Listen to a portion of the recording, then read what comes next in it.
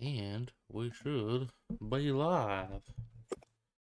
To get my candle going. I'm cozy, man. Got my candle, got my blanket. A nice fall feeling day for most of the day. Well, it was a decent day. It felt great this morning. Yep. Did not feel great in the afternoon.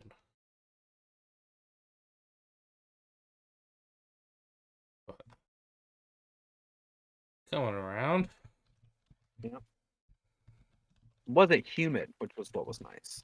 Yes. I don't mind the 82 degrees. No humidity. I still do. Right, but like compared to the with like 80% humidity, awful. Just not made. My body's not made for the South, man. Yeah. I've come to that conclusion. I don't know if I'll ever move out of the South, but I know that I'm not designed to be here. Yeah, that's fair. I like the look of angry Jeff basking in the flames. Like he is salty. Oh, I think your mic just switched over. Maybe. How about now? There we go. Back to normal? Yeah. Back to normal. All right, and then get the YouTube up.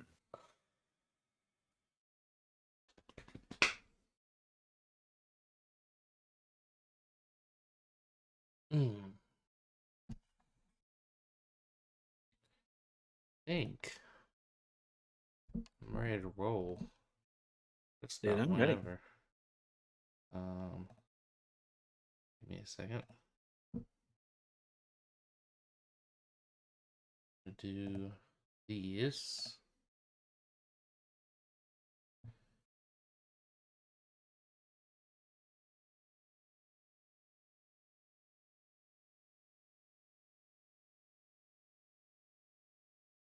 I'm just happy I have my Chrome in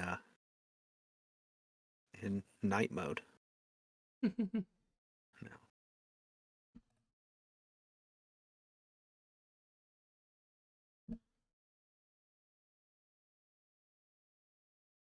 All right.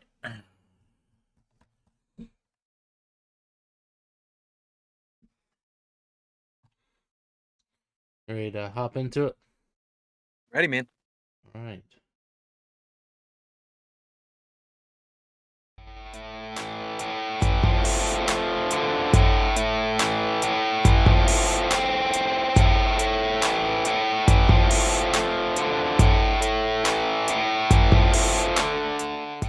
What a week. Obviously, the craziness that was the 2021 season has just carried right on over to 2022. 7 games decided by 3 points or less. We had games going into overtime, one of them ending in a tie. We had game-winning kicks, game-losing misses, familiar faces debuting in new places, old stars struggling, and new stars being made. We're back, baby. What's going on, everybody? As always, I'm your host, Devin Primrose, joined by my brother from another mother, Mr. Blake Ivy. What's going on, man? It's so hard to be a fan of the Atlanta Falcons, Devin. It's so very difficult. I don't know why I do this to myself. My loyalty is painful. That's what it is. My loyalty is painful. But like, yeah, I mean, you have to look at that game and like, I understand it hurting. I get that. But I feel like you can look at it and see so much positivity within it.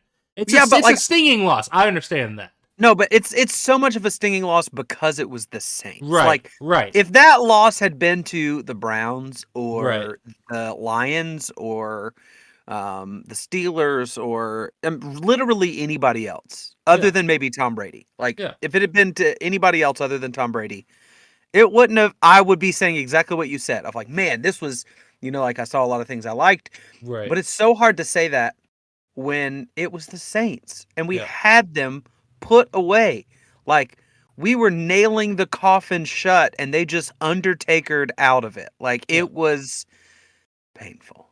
But the fact that the Atlanta was even in that position, I think is a credit to what you and I have been saying for the past 4 weeks or 5 weeks now, that this team It is is. not as bad as the media wants you to believe. This team is going to compete in games and probably win a good handful of those games. Now, will they, finish the season in a playoff position? Probably not.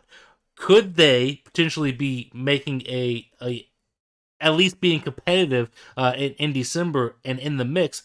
Absolutely. I think they Yeah, absolutely showed that on Sunday against a team that a lot of people in the media have as potential Super Bowl favorites out of the NFC. that's true. And so to be up 16 points with like 12 minutes left to play is huge against that team. It is deflating to Wasn't lose big enough, in that apparently. fashion. It is deflating, absolutely. But I just think there's so many positive things there. The fact that defense held that team to 10 points until the fourth quarter is Yeah. huge. That's your biggest weakness is the defense, and the defense looked good for Yeah. 75% of that game. Yeah, until New Orleans changed their offensive line to they started using their running backs and tight ends to block more than run routes, and so Right. Jameis was having a little bit more time, and then that dude was surgical going down the Yeah. field, like it was unreal. But anyway, enough about my poor Falcons. Oh, You got to go to your first NFL game, I did. And which I mean, like that's exciting. it didn't end the way that I would have liked. But I had fantastic seats, which were a lot better than I was expecting. Yeah, 10, 15 years from now, I guess it'd be closer to 15 years from now, whenever Justin Jefferson is being inducted into the Hall of Fame, I can tell my future kids, hey, I saw that guy catch a touchdown pass like 75 feet in front of me. that's So cool. that's pretty awesome. Yeah. But yeah, the Packers stunk it up, and we'll get to that in a little bit. But yeah, it was a fun time. The Vikings look really good under a new head coach, which this is the team that I've been expecting to see for, I don't know, 3 or 4 years now. And Mike Zimmer just never could get it done, and now they finally have a new coach, and that offense looks really good. That defense, I gotta say, I was unaware of how much of an impact player Zadarius Smith would be for that team. Yeah. The fans there love him. That's awesome. When he's been there for, I don't know, like a couple of months at this point, and he is the fan favorite there. Throughout the That's cool. entire game, when he was on the sideline, the camera was showing him on the big screen, like hyping up the crowd. He was the one out there. I think he was one of the first big names out on the field, hyping up the crowd, because we were there when gates opened. We Yeah. went in. That's He cool. was one of the first guys out in the field, hyping up the crowd the entire time. I mean, he is loving being there, and the fans are loving it just as much. And That's cool. he showed up in the game in a big way. So I think that team's going to be tough. I think I drastically underestimated them. Now I could be saying all this, and they could still finish 9-8, but I don't know, man. That team looks really good. I mean, you think about the way both of our teams started last year. Like we're sitting here remembering, like, do you remember last year the Falcons? It was like, okay, the Falcons, like they've retooled, they've got Arthur Smith, like all this, and then they come out and just get absolutely obliterated Yeah, by the Eagles. yeah, And then the Packers, who were Super Bowl favorites and eventually did, I mean, make yeah, a push in the playoffs, got absolutely blown out by the Saints. yeah, So I mean, that's one thing that like I'm gonna get to in our legit or counterfeit is like it's easy to overreact to things in week 1 of the NFL. It's easy to be like, well, are the Saints? I mean, that's what I'm watching when we're watching this game. Is some people have the Saints as Super Bowl, but I don't think the Saints are very good. And so yeah. I to agree. me, I was like, this isn't super surprising that the Saints aren't playing well. And so, to me, it wasn't super surprising that Atlanta was able to hang, not because I think Atlanta's that good, but I think that the Saints aren't that good. And I mean, that can still hold true, and both of these teams not be very good, and the final score makes a lot of sense, you know? Yeah. But anyway, yeah, I was super pumped for you that you got to go. What I think is funny is that my first ever NFL game, I went to the Falcons game and they lost to the Packers. And your first ever NFL game, you went to see the Packers and they lost the Vikings. Yeah. So full circle. It's full circle. I do have to say, Minnesota, it's a fun little place to visit. Minneapolis is a great city. It is. I've kind of come around to the idea that I view the Midwest as kind of like it's very similar to the South in a lot of ways. Like take a lot of the best elements of the South and just move them up north, and that's kind of what it reminds me of. It's like if the South had like that cool younger brother that like is like 4 or 5 years younger than you, but you let them hang out with you because you know they're cool, but they're a little young and naive still, and they're kind of like because of that they kind of have a little bit more progressive thinking, whatever. Like that's kind of how I view the Midwest. It's like the South's cooler younger brother. I don't even know how to. I don't even know how to address this. I mean, obviously, like the Northeast is the rich uncle you don't ever want to like be around, Right, and the West Coast is their obnoxious kid that's your rich cousin that's a snob. But like the Midwest, South, I'm here for it. I'm cool with it. Yeah, I guess. Yeah, I've been to Minneapolis before. Minneapolis. There it is. Nailed it. I don't know why I was struggling with that so hard. No, I went there when I was younger. We went to the Mall of America as a family. We went on vacation. What's funny is I did my like 4th grade project. There was like this big project everybody did in 4th grade. Yeah. That like you pick a state and you just like dive it. So I know a crap ton about Minnesota, like a whole lot about Minnesota from that project. I know that it's called, the nickname is the land of 10,000 lakes. Like apparently there's a ton of lakes for sure. Like a crap ton of lakes up there. So anyway, all of that to say, it was a wild week of football. It was crazy. I was glad it was back. I soaked up so much.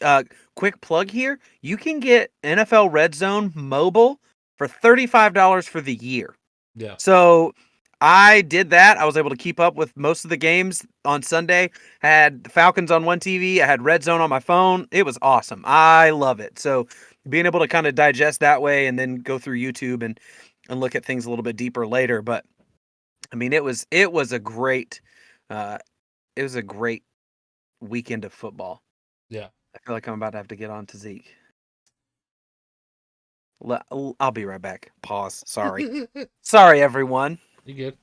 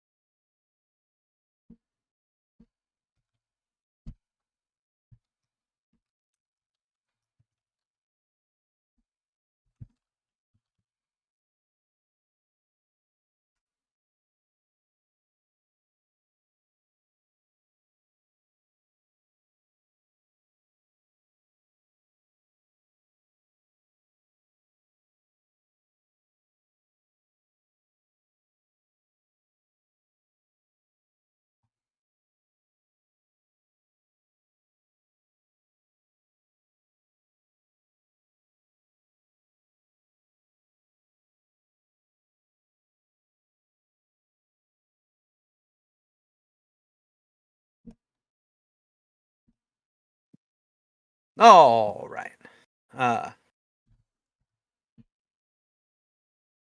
So I said it was a great weekend of football. Isn't that what I said? Yeah. Okay. And then I'm gonna just jump back in and I'm gonna ask you who your best of the booth was. So Okay. So who was your best of the booth? What performance stuck out to you from this exciting and interesting week of Yeah. football. So I'm gonna admit here, and I don't like doing this, but my best, the booth, and under review are from the same game. I did not want to do that, but it's what Okay. I ended up going with, and it's because honestly, I only got to watch most of one game, and it was the one. It was the one I was at. That's fair. Because Yeah. we got there super early, and all the games were going. And I was trying to watch on my phone. My phone was going dead, and then the Sunday night game I missed like half of, and Monday night I was traveling back. So yeah, it's a tough weekend for me to catch football. But Yeah. I saw one game, and I saw one player be an absolute monster. Yeah. And that was Justin Jefferson. He had 9 receptions for 184 yards and 2 touchdowns. How could this not be my pick for best of the Right. booth? Going up against what was supposed to be one of the best defenses in the league, he found ways to get not just open, but wide open. Yeah. Time and time again, he completely tore apart Green Bay's secondary, and he was able to do whatever he wanted all day long. He made Kirk Cousins' job very easy because he continued to get wide open. I think I mentioned this to you. I don't understand what Green Bay was doing defensively. And I saw somebody say the exact same thing on ESPN, that you just paid Jair Alexander like $30 million in a signing bonus for the next 4 years to do what? You're supposed to be stopping guys like this, and they didn't have him shadowing Justin Jefferson the entire game. Well, I did see a clip where it was Jair on Justin Jefferson, and he got absolutely torched. That's fair. There was also another play in the game where Justin Jefferson had to push off of Jair because he was on him. I mean, he was literally draped on him.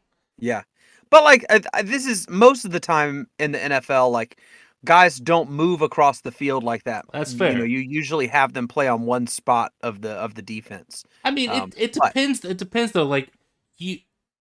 Jalen Ramsey, when he's going up against top tier wide receivers, he is usually the one that stays on that receiver no matter what side he lines up on, and for good reason, because he's one of the best cornerbacks in the league. He didn't look like it on Thursday night, but absolutely not. But I mean, that's I would say he's not anymore.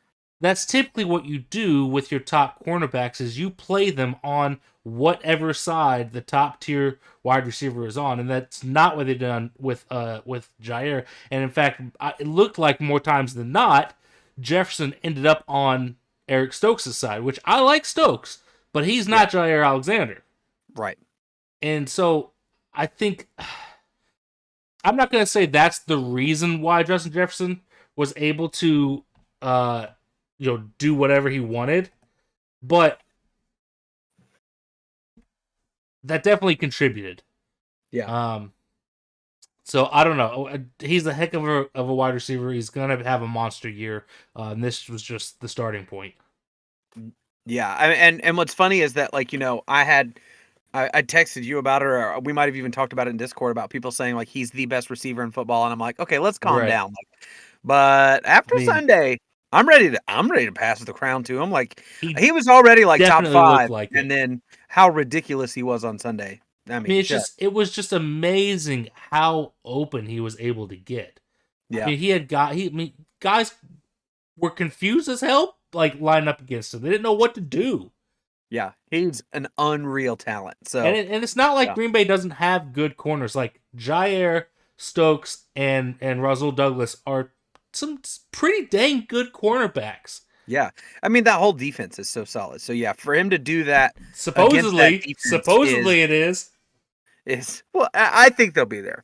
I think that's just sometimes you go up against somebody that it's doesn't even matter how good you are. Right. And speaking of that, speaking of it doesn't matter how good you are, the Super Bowl losing Cincinnati Bengals had the difficult task of going up against this absolutely ridiculous Steelers defense. Holy cow. 4 interceptions, 7 sacks, and a forced fumble.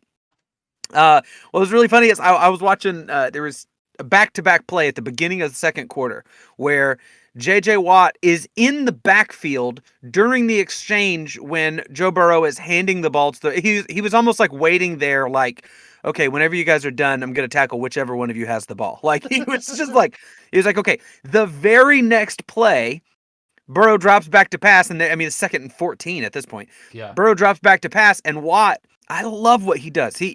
If he can't get off, if he can't beat you on his move, he's going to stand there and wait for the quarterback to pass and bat it down. We've seen him do that. We watched him do it last year. That it's so brilliant of him to know when he's not going to get by the offensive lineman, that he is huge, and so let me just stick my arms up when you pass.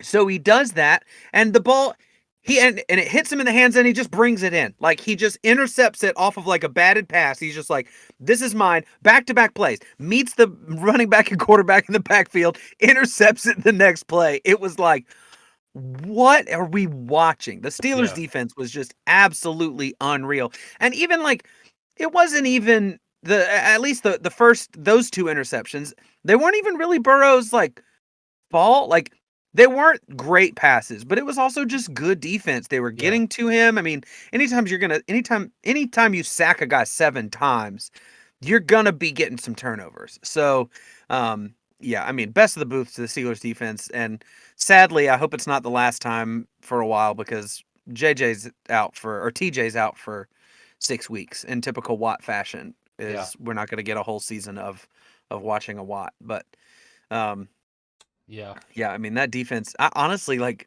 I think that defense, even without him, is pretty ridiculous. But he's, of course, a stud, and so that, to not have to deal with him is huge. Yeah, that just goes back to what I've been saying about the Steelers. That I think this team is going to be just fine without Big Ben, and maybe even better. As much crap as I've talked about Trubisky, he was solid for them on Sunday. He looked fine. He played efficient football. I do wish I would have been able to see more of this game. This is one of the games I wanted to watch, but I couldn't make it happen. Yeah. It's weird that when you have a quarterback as talented as Joe Burrow throw 4 picks in a game, that doesn't usually happen. I do think that says a lot about the Bengals also, that he did that and they were still able to be in that game, force overtime, have 2 chances at kicking to win the game, and couldn't get it done. That's on old Evan McPherson over there. But I think this game is. I think it says a lot about the Steelers team, and I think that this Bengals team isn't going to be as bad as they might have looked in this game. I think they're going to be. I think they're going to be just fine. I think it was just 2 good teams in the AFC facing each other. That's what it ended up being. And I think if the Steelers can adjust to TJ being out for these 6 weeks, what I've always thought about Mitch Trubisky is, like, he's fine. Like, he's not great. He's not awful. Like, he's fine. He's just there. He's a quarterback. He's not gonna do you anything great to win the game. He's not gonna do you anything awful to lose the game most of the time. He might, but if you're counting on Mitch Trubisky, you're gonna lose games. Like, that's what it comes down to. But if you can be in a game and let him not have to, like, force things, then you're gonna be fine. And with Najee Harris, who also had a fantastic game, and those receivers in Pittsburgh are also ridiculous. Yeah. So, he had a lot. He's got a lot of talent around him to make up for whatever, deficiencies he has in his game. He's got a lot of talent surrounding him to kind of hide some of those, which is good. Yeah. So, who you got under review this week? Under review, I was kind of, I will say that Justin Fields and Trey Lance both get a pass. They both had awful games, like terrible. They both looked really bad, but they were playing in a daggone monsoon. Okay, so, like, they get a pass for playing. I think they both had like low 50s or under 50 completion percentage. Like, it was bad, but again, monsoon. So, and for me, it's hard to throw Burrow or his offensive line under the bus because they were playing the Steelers. Like, That's kind of what happens is when you run up against something that good, it's like it's hard to. So the big question I have is what was the Broncos defense doing? What on earth was the Broncos defense doing? How do you let Geno Smith, who has a career 59% completion percentage, 59%, and he completed 82% of his passes on Monday Night Football? In his first season, in Geno Smith's first season in the NFL, he threw for 12 touchdowns and 21 interceptions. And to this day, he's thrown 36 touchdowns and 37 interceptions. So he still has thrown more interceptions than touchdowns. But last night, against a Denver defense that I expect a whole lot out of this Denver defense, he looked like an MVP. Like right now, Geno Smith is pretty high in my MVP ratings. Like what did he do anything other than that? Like 82% of his passes? Yeah. The only person who had a higher completion percentage of guys that like threw a good bit of passes, is Patrick Mahomes. Josh Allen? Josh Allen, yes, thank you. Josh Allen. Patrick Mahomes was in second until Geno Smith did this. So it's Josh Allen, Geno Smith, then Patrick Mahomes. That's who had the best completion percentage this Sunday. And it's like, that is absolutely and utterly ridiculous. Yeah. So I just don't understand how you let Geno Smith look that good against you. I don't know. I was just watching it in complete disbelief. I had no idea how they were so bad last night. Yeah, I couldn't tell you. I mean, I think Seattle was fired up for that game too. It was at home. And it was at home. I don't know when you have a guy that is I feel bad saying this, but as bad as Geno Smith statistically has been throughout his career, I don't know how much that affects him to like make him better necessarily, or make the defense worse. I don't know. I do think that crowd was very loud, making a lot of noise, which maybe that hurts the defense. I don't know, but they not that much. They looked bad. They looked bad. Yeah. Yeah. I mean, just like Seattle's offensive line looked great, which is not something we've said for a long time. Yeah. So I don't know if it was just Denver's inability to get to Geno, or if does Seattle have an offensive line? Because if they have an offensive line, that changes everything that I thought about them. You know, like, well, if they have a defense too, because that defense was able to slow down Russ. Russ did not look as great as we all expected him to. He didn't look terrible. The offense in general was just a little lackluster. It didn't have that edge that we all kind of expected. Yeah. And there was like, I wanted to kind of put under review. I just didn't have a way to quantify it. And I didn't, this is not my full-time job to do all this research, but I think the guys that are like the seasoned veterans, they didn't do well Sunday. Aaron Rodgers didn't do great on Sunday. Matt Ryan wasn't able to beat the Texans on Sunday. But then you have guys like Geno Smith who came in and it's like, he was absolutely ready. Baker Mayfield is in a new place. He didn't look sharp. The Titans didn't look sharp. So maybe Derrick Henry wasn't like fully geared up for the season. And I mean, I don't know what it is. Like the guys that you came into this weekend expecting these guys should have great games. They didn't. And then these randos were just like absolutely killing it. And it's like, what in the world is happening in the NFL? And I wonder how much of it is that week one slow head start, slow get off for some teams. Yeah. Well, I don't know. You mentioned Aaron Rodgers, and I said that my best of the booth and under reviewer from the same game, and I feel like I have to put Green Bay's receiving core and Aaron Rodgers both under review. Rodgers went 22 of 34 for 195 yards. He had a bad pick to Harrison Smith and he also had a fumble when he was basically getting obliterated by the entire defensive line of the Vikings. But Green Bay's wide receivers were a complete non-factor in this game, and it all started on the first play of the game, where Rodgers dropped an absolute dime in the bucket for what would be a surefire 75-yard touchdown, only for his rookie, Christian Watson, to drop the ball. If you go back a couple weeks in training camp, Rodgers talked about he needs, some receivers to step up and make plays, and these guys he can trust out there. Did not look like Christian Watson was that guy on Sunday. 2 plays later, however, third down, same drive, first offensive drive of the game for them.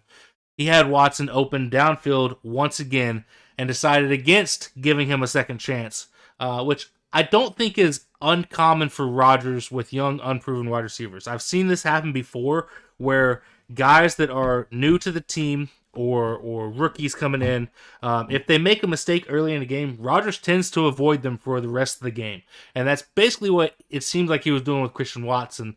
Like I said, literally 2 plays after that drop, he had him open again downfield for what would have been probably a touchdown again, and he decided against giving him a second chance. There was multiple times throughout the rest of the game where Watson was able to get open and Rodgers avoided throwing it to him. I don't know how much of that was on purpose, how much of that was him not seeing it, whatever. But nobody really stepped up. I do think that Allen Lazard was surely missed, but Sammy Watkins and Randall Cobb, who are the established vets of this wide receiving core, were complete no-shows. I didn't really expect either one of them to be much of a factor, but when you have guys that are proven, do have that veteran presence, you would expect one of them to make at least a big play at some point, and neither one of them did. It continues to baffle me why this team hasn't made a move for one of the free agent wide receivers when you still have Odell, Will Fuller, T.Y. Hilton still sitting out there without a home, and why they don't bring in one of them. You look across the league, you see guys like Julio Jones for the Bucs, who was brought in. He made like a 60-yard play for them on Sunday night, and made several plays. He was right. He was very active. Right. So why don't you go get one of these free agents that are sitting out there and at least bring them in to help you out? I do like Allen Lazard, and Allen Lazard was missed for sure in this game. But does his presence really change much of the outcome of this game? I don't think it does. I don't think he's that much of a threat that he can really push this offense that much more in this game. You know what I'm saying? Like, I don't think that him being out there is going to make a huge difference. And the way this receiving core and offense looked on Sunday is just bad. It's a bad start to this. I understand that it's the first game. There's a reason why I wanted to pick Minnesota in this game, and I didn't, because I happened to be there and I wanted to root for Green Bay. But I told you last week that I wanted to pick Minnesota because Green Bay gets off to a slow start typically. And I'm not entirely worried, but like, it was not a good first showing without Davante Adams not being there. Yeah, absolutely. I mean, and like, it's hard for me to like. We didn't expect a lot from this Packers wide receiver. True. Core. I just think that it's hard to throw them under the bus because like they they're nobody, like they True. did what you expected them to do, which was not do much because they're not much. I mean, my whole thing is that I've seen Aaron Rodgers have games before where his top option is out, maybe his top 2 options are out, and he still makes guys that nobody's heard of look great. And he wasn't able to do that on Sunday. And I think some of that might fall on his offensive line. You had Bakhtiari and Elton Jenkins, starting left tackle and right tackle, both out of the game. One of their starting guards, John Runyon, got injured early on in the game. He left injured. So you're down 3 of your starters on the offensive line. I do think that definitely was a factor because the Vikings were able to get 4 sacks on Rodgers. The offensive line looked bad. But Rodgers just didn't... It didn't look like he trusted anybody out there, which is I do think that can be a problem moving forward. Yeah. Yep. Sorry, you can cut this out, but I'm trying to come up with different options for legit or counterfeit for just for this 1 week. Yeah. I don't have, so I'm gonna give you a bunch of teams that either won or lost, and I'm trying to come up with like I was gonna do. Are you worried or is it early? Worry or early? And then I was gonna say, is this team scary or Ordinary. oh, I like it. I like it. I like it. I like it. There we go. Scary or ordinary. All right. You ready? Yeah. Yeah. I mean, I So think you were talking I think about Rodgers, and yeah, I got it. yeah. Yeah, Okay. I think that's probably enough Green Bay ranting for now. I feel like I've done enough of that over the Yeah. last like half hour at this point. So let's just move on to Yeah. our legit or counterfeit. What do we got for legit or counterfeit this week? All right, legit or counterfeit. What I have for you is a little exercise, and to keep our time down, there's I want no explanations. Oh, We're boy. we're not get you don't get you get one word. All You get right. one word and that's it. I don't Okay. want to hear, well, nope, you just got to it's all or nothing here. Okay.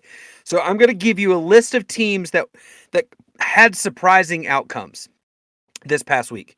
And then I want you to tell me if this team is scary or if they're ordinary. So for example, first one I have for you is the Rams.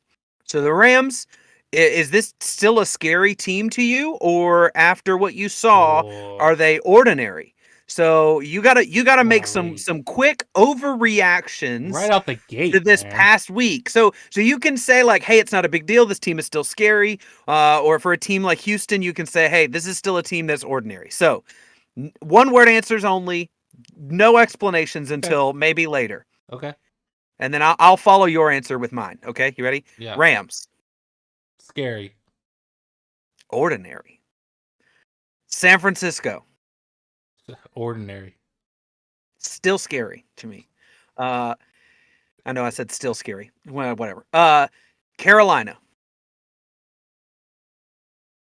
Ugh. Ordinary. yeah, I'm gonna go ordinary with you. The Colts, Oh, jeez.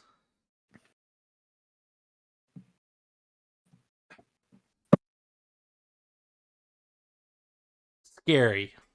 scary. I'm with you. I think this team is still scary. Houston, Ordinary. ordinary. Yes, also still ordinary. The Giants, Ordinary. ordinary. Titans, Ordinary. I'm with you. Ordinary. Green Bay, Hmm. put you on the Don't spot. make me do I'm making this. you do it.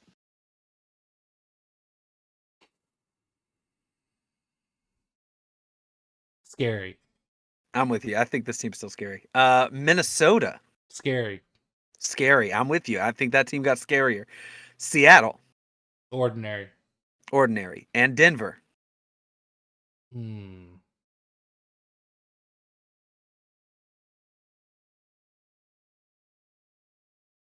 Hmm. Ordinary. ooh, I'm gonna stick with scary. I still like Denver. Uh, It's tough. I just feel like hey, you can't talk anymore about Denver. You can talk about all of them in generalities, but there was a one-word answer only, Devin, for this special edition of it's legit or counterfeit. so tough to like because like the potential of those teams and like the talent level Yeah, that those teams have, but yeah, at the same time, how is that potential going to be met? You know what I'm saying? Like just because a player or a team has potential doesn't mean that it's always fulfilled. And Yeah. you could have a great team that goes 4-13 just because the chemistry is not there, or everything's not clicking, or the coaching staff is wrong, Yeah. which could very well be the case in Denver. Nathaniel Hackett looks not great out of the gate as a first year head coach. A Yeah. lot of blunders down the stretch in that game. Yeah. But yeah, I mean, we'll see. Jury's still out on him. Yeah. And I think, yeah, there's a lot of these teams that, might have moved the needle for me a little bit. Teams like Houston, like the Giants, that it's like, okay, the needle might have gone up. And the flip side, some of these, Denver, Green Bay, the Rams, it's like Yeah. this team, it moved the needle down for me a little bit, but I yeah, really had to think about Green Bay, and yeah, the reason I end up going scary, I am gonna explain myself a slight little bit. The reason I that's end fine. up going scary is because you still have Rodgers back there. Rodgers Right. can make anybody look fantastic. It didn't work out that way on Sunday, but I think as the season goes on, as more and more reps and in game reps, which I think are different than practice reps, um, Yeah. you'll develop that chemistry with someone. Someone eventually will become a standout, or at the very least reach that Alan Lazard type level over the last couple of years, where it's like, this guy's good. Is he wide receiver one good? Probably not. But if you have Alan Lazard and another guy like him, uh, that's not a terrible wide receiving core. That's with Rodgers as a quarterback, that can be a competitive wide receiving core. But I also think the defense has a lot of talent on that side. It just didn't look like it on Sunday. So I'm gonna continue to say scary for now, but Yeah. that it's I'll tough. It's tough. I'll be interested to see how this affects the preseason next year, because I think there's a lot of teams that it's like if Russell Wilson had a little bit more time, or are teams approaching week one as if it is the preseason, I think because that's more what's happening. it's like, okay, we can struggle a little bit in week one and either squeak out a win or barely lose and recover and make up for it enough to where we're not putting these guys in harm's way for a game that Yeah. doesn't count. I think that that's part of the pros of having the one extra game is you're giving guys more meaningful games and less meaningless games to risk it on. So now instead Yeah. of guys playing, I think that with the 17 game season, we've seen less guys play in the preseason Yes. because it's like, well, we don't need to play these games and we have one extra week to work with. Right. So There's I no don't know. point.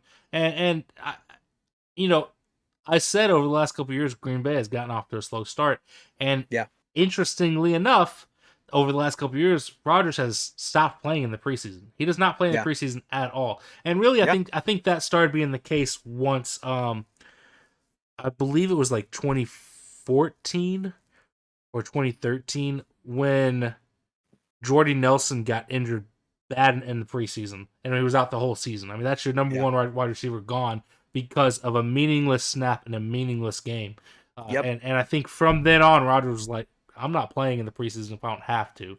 Yep. And he hasn't. And I do think that that contributes to why Green Bay gets off to a slow start. I don't think Matt Ryan played much at all in the preseason for the Colts, and the Colts sputtered out the gate. I don't think Russ played much for the Right. Broncos, and they looked bad. So I do think that, I mean, I think that's something, is that these teams with big name stars, I don't think they want them out there in a meaningless game just for Yep. them to potentially get injured, and therefore, because of that, when week one does roll around, it's going to be slow. And you got So chemistry issues with wide receivers, yeah, yeah. I So, mean, especially when you have newbies out there, when you have new guys, you got to build that, and yep. practice isn't always going to do that. Well, not just that, but like practice without having game speed in your Right, bones. right. Like that you're like, and again, it's not. I've never played the game, so I don't know what that's like. But like, I would think that once you get back to game speed, you're like, okay, yeah, this is a lot faster than what we got in practice. We got to Yeah. practice with a little bit more speed, a little bit more, So anyway, but yeah, I'll be interested to see if that changes preseason or if we've seen the end of preseason and week one is kind of the the preseason. So Yeah. Well, let's put week 1 in the rear view and move on over to week 2. And I say it's time we get a little picky with it. no, no, no, no, no, no, no. No, no, no, no, no, no. Getting picky with it. No, no, no, no, no, no, no. No, no, no, no, no, no. Wow. I like the added maraca. That's Thanks, a man. nice touch. Thanks. It's hard to shake an egg shaker in time. Starting off week 2 on Thursday night over on Amazon, we get the debut. Ooh.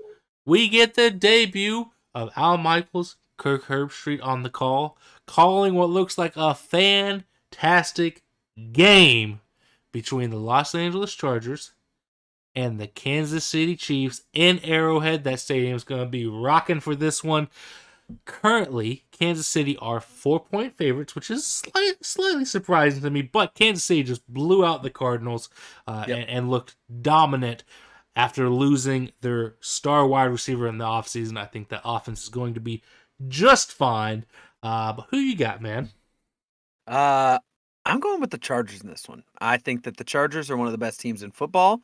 I am excited to see. I think that maybe the Chiefs are going to come in thinking like every game is going to be like playing the Cardinals, and it is not, because Khalil Mack looked absolutely monstrous this week. He currently leads the league in sacks, if I recall. He had 4 on Sunday, or maybe three or 4. I don't know. He had a lot. So let me Google it before I do nail believe that down. I do believe it was 4. So yeah, he looks ridiculous, and like if you just he had 3, sorry. All right.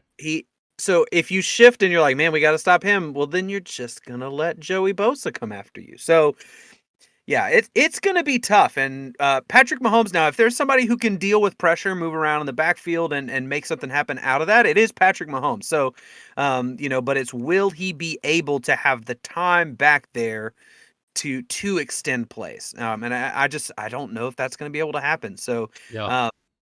I think that, again, I think that the Chargers might be the best team in football.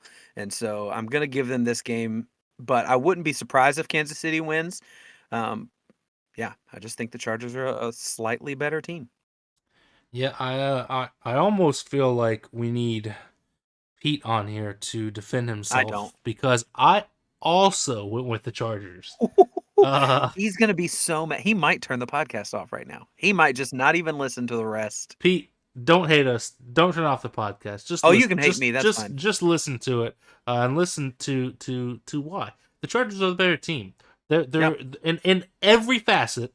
The Chargers are the better team, in my opinion. Other than coaching, and maybe other than quarterback, and that says something about Justin Herbert that I'm saying maybe. Yeah. Herbert, I think, has really elevated himself this year, and will continue to elevate himself throughout the season. I just think the Chargers are really, really dang good, man. They're a complete team. I'm with you. I wouldn't be surprised to see the Chiefs do it, because it is a home game. It's at Arrowhead. And I think the Chiefs team is dang good too. But I think that Chargers defense is going to be something special. It's an elite defense. And Kansas City might struggle against it. Yeah. I think this is going to be the real test. I think I'm so glad this is a primetime game and not just like a 4:20 on a Sunday game. Like, this game deserves to be a primetime game. And I don't see it being a blowout either way. But I agree. It always could be, but I think that this is going to be a close game, shootout, and going to be really exciting to watch. The over-under is set at 54.5, so Vegas also expecting a pretty high-scoring game, which makes for fun. I'm here for the offense. Let's go. Yeah.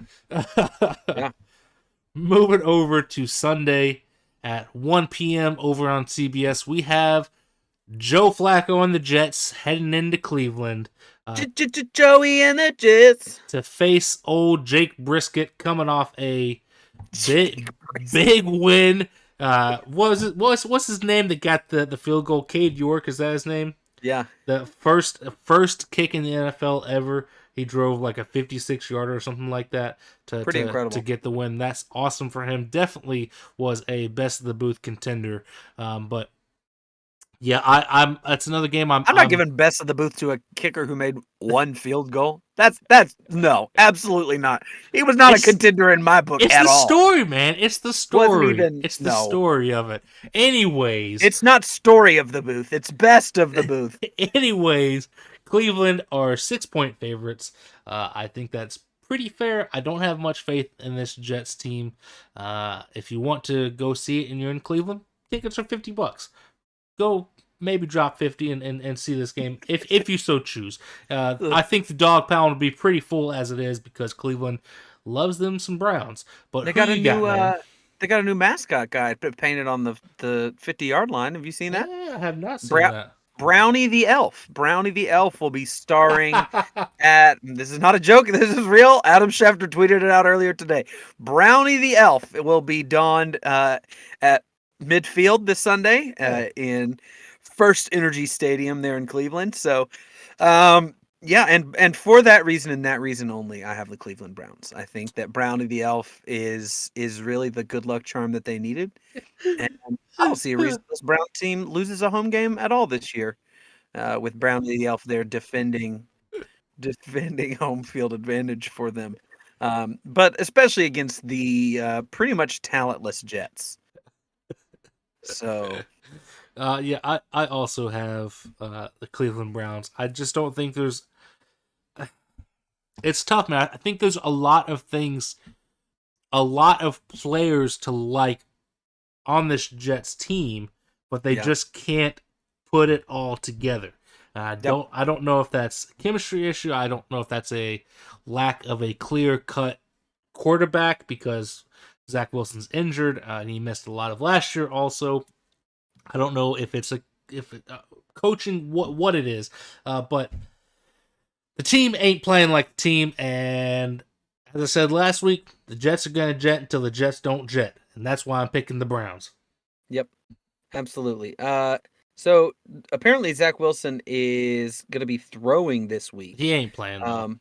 So yeah, he still said, Coach Sala, whatever his name is. Yeah, you got it. Yeah, he said he expects Flacco to start on Sunday. This is according to Pro Football Talk on NBC Sports. So yeah, they do plan on Flacco being out again. I was just trying to see how long Zach Wilson's going to be out, but yeah. Browns in this one. It's probably not going to be a great game, so if you don't have to watch it, I would avoid it. Yeah, try to do that. Let's move over to Detroit, coming off a close game to the Eagles. I told you it would be a close game. I did not believe you. I also said that the Lions had about a 35% chance, and that 35% chance looked pretty good right up until the defense couldn't stop them on 4th and 1, and Jalen Hurts running up the gut to pick up the first down. It is what Marcus it is. Mariota should have done. It is what it is. In Atlanta.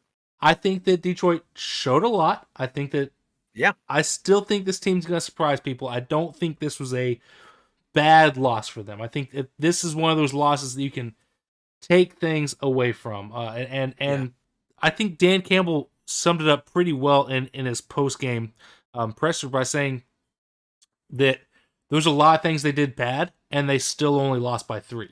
So that says a lot about a team whenever you can do a lot of things bad and still only lose by 3, especially against an Eagles team that DeAndre Swift. Yes.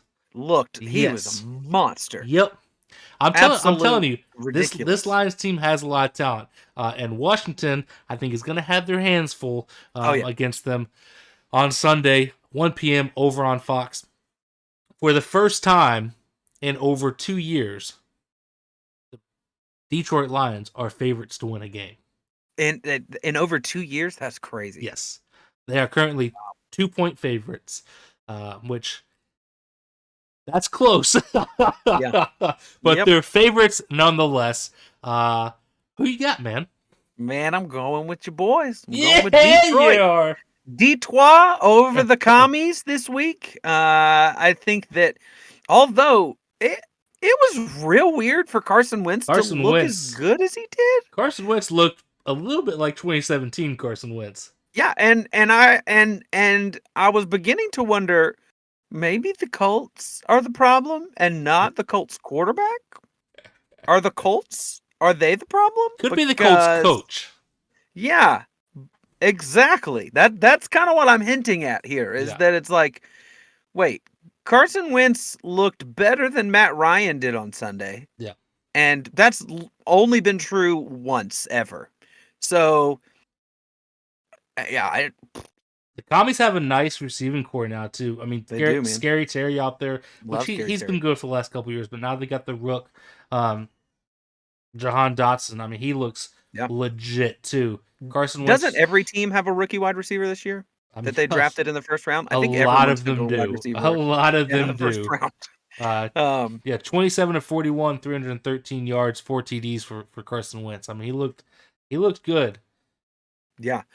Yeah, and I'm excited. I'm glad I can be excited about this Lions team, because if you're in the Discord, you know that Peter and I made a slap bet of which team would be better between the Dallas Cowboys and the Detroit Lions, and that I smartly put in there an injury clause for both of our sakes. If Jared Goff went down, it's not fair that I get to just absolutely destroy his face. Yeah. If Jared Goff goes down, but then Dak Prescott went down. And so I'm just glad that I don't have to root for the Cowboys and against the Lions. I can root for the Lions now, which is good. I want to root for them.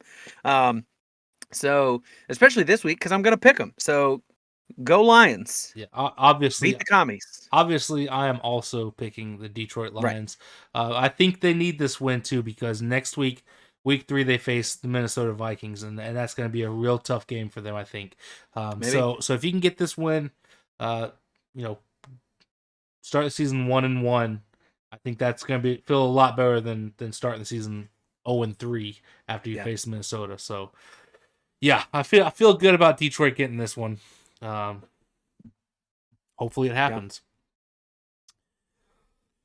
Yeah. Next up, we got the old Tom Brady Buccaneers going to the Superdome to face the New Orleans Saints. New Orleans coming off a big come-from-behind victory over your Dirty Birds. I don't want to remind you of all that pain, but thank you for not. It did happen. It did happen. Currently, though, Tampa Bay, again, on the road, favorites by 3 points. I said it last week, Vegas loves them some Brady, and they continue to set the line in Brady's favor. That's fine. Whatever. I think that's probably fair, but who you got, man? I actually think this line's a little low. I think that Tampa Bay is going to absolutely demolish the Saints. I think that what you saw, the Saints struggled against Atlanta's defense this week, which is not a sentence that like anybody should say. Like, and we'll see this week if Atlanta's defense is legit or counterfeit. Like we will with most teams. It's like, is this team legit or is this counterfeit? And I think this is the week that everybody sees the Saints are counterfeit. This team is not very good. And now I will say, Jameis Winston in the fourth quarter to Michael Thomas was absolutely surgical. Like, I've thought about it several times since the loss happened, and AJ Terrell had Michael Thomas blanketed. It wasn't like, oh man, AJ Terrell blew that coverage. It was like AJ Terrell was in almost perfect position, but Jameis Winston put it in a place where literally only Michael Thomas could catch it. Right. And if it had been almost any other receiver in the league, they would not have caught it. It was ridiculous. So I say all that to give props to Jameis Winston and the Saints where it was due. But the Buccaneers defense looked real good. Dak was drowning that game. He couldn't get any. I mean, and it's not like they have bad receivers. It's not like they have they were a little hurt on the offensive line. But that Bucs defense looks to be back where it was when they were Super Bowl contenders. That Bucs defense looked scary against the Cowboys on Sunday night. So we'll see if they can do it. Do it again. Julio looked great. As far as talent, as far as his actual looks, he's an ugly piece of human trash. And I'm glad that he can be best friends with Tom Brady because they can just live in a dumpster together for all I care. So I will not be watching this game because, if anything, I'm just going to be rooting for every player to be injured. So, yeah, I think what did it for me in this game is that you look at what Atlanta's offense was able to do against this yeah. supposedly really good Saints defense, and the Bucks offense is miles better in my opinion. Oh, yeah. I don't love Tom Brady, but I can still acknowledge that he is a decent quarterback. He's better than Marcus Mariota for sure. And he's got Mike Evans and Yep. Chris Godwin Yep. and Julio Jones, Julio Jones? who yes is an injury waiting to happen, but is still capable of making big plays. Yeah. So I just don't see the Saints defense being able to stop them that much. Which I hate saying about the Bucks because I don't want to see the Bucks succeed. But somebody's got to win this game, and I'm rolling with the Brady Buccaneers. Yeah, this is one of the few times that I'll root for Tom Brady is that I just loathe the New Orleans Saints. I'm ready for everybody to see they actually stink like their city does. Let's move on to another NFC South team. We have the Carolina Panthers clawing their way up to New York to face the New York Giants. The Giants surprised some people this week. That offense actually looked good. Saquon Barkley went off for 164 yards. Danny Dimes actually made some plays. What's going on in New York? Maybe the new head coach is able to change some things around. Brian Daboll, the former offensive coordinator for the Buffalo Bills, really helped turn Josh Allen into a superstar up in Buffalo. Maybe he can do the same thing with Daniel Jones. That'd be fun to see. Currently, the Giants 2.5-point favorites. I think that's fair, but I also think this Panthers team showed something on Sunday against the Browns. Although Baker did not have the kind of game that I was expecting him to have. But who you got, man? All right, here's a quick, just like rapid fire question for you. Yeah. Which of these two running backs will be healthy the latest in this season?